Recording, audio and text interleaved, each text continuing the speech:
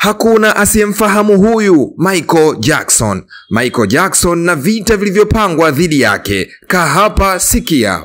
Miaka ya 90 ilikuwa kipindi cha dhoruba kali katika maisha ya Michael Jackson, mwanamuziki ambaye tayari alikuwa na jina la mfalme wa pop na anayependwa duniani kote. Ghafla akajikuta akivutwa kwenye giza la tuhuma kubwa, tuhuma ambazo zilitishia si tu jina lake bali pia maisha yake na urithi wake katika sanaa.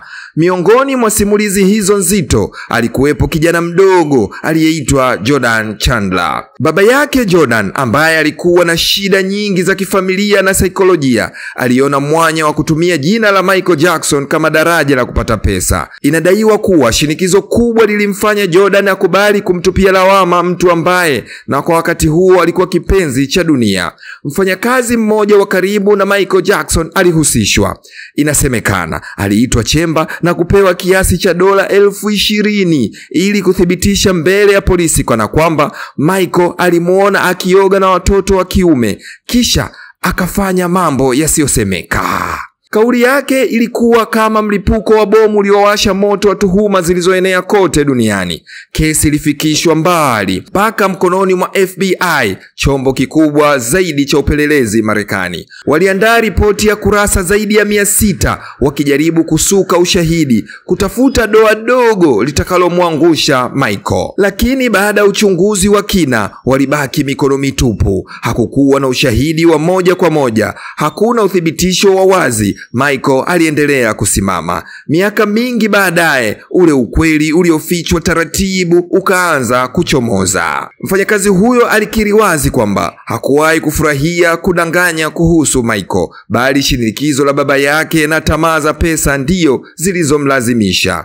Vivyo hivyo, baadhi ya watoto waliodai kuumizwa walijikuta wakifunguka baada ya miaka kadhaa, kwamba walihongwa na hata kuahidiwa pesa na mamlaka ili kumchafua Michael Jackson.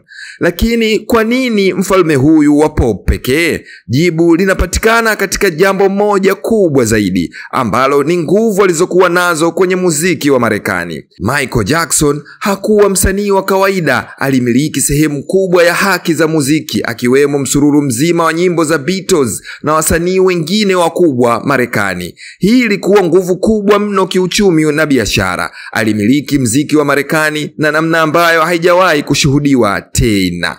Na nguvu kama hizi haziachiwi kwa mtu mmoja. Wale waliokuwa wadau wa muziki, wafanyabiashara wakubwa na vigogo wa kifedha waliona ni lazima wamuondoe Michael Jackson. Hapo ndipo mikakati ya kumchafua ilipozidi. Tuhuma zikawa silaha ya kwanza na vyombo vya habari vikawa uwanja wa vita. Na baada ya kampeni nzito za kuangusha jina la Michael Jackson, watu wakawa wanajiuliza, ni nani anayefuata kwenye orodha ya kuteketezwa baada ya Michael Jackson?